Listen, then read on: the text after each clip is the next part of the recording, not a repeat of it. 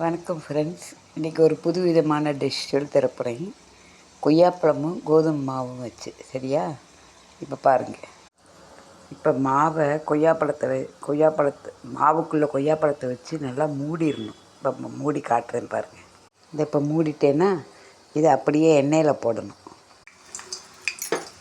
இது shallow fry மாதிரி தான் பொரிய வைக்கணும்.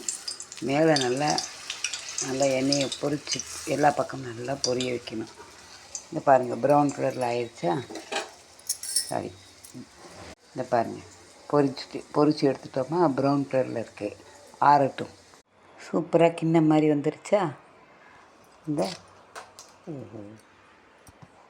கொய்யாப்பழத்தை எடுத்து வச்சாச்சு. அடுத்த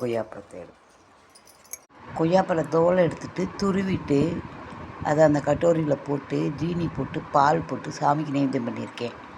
இன்னொரு இதில் அதை துருவலில் உப்பு காரம் போட்டு மிளகாத்தூள் லைட்டாக தூவி கொஞ்சோண்டு உப்பு போட்டு கலந்து வச்சுட்டேன். சூப்பர் டேஸ்ட்டாக இருக்குது. இந்த மாதிரி டிஃப்ரெண்ட்டாக செஞ்சு கொடுங்க குழந்தைங்களுக்கு. நீங்களும் சாப்பிடுங்க, ஹெல்த்தியாக இருங்க. நன்றி. கொய்யாப்பழ கிண்ணம்.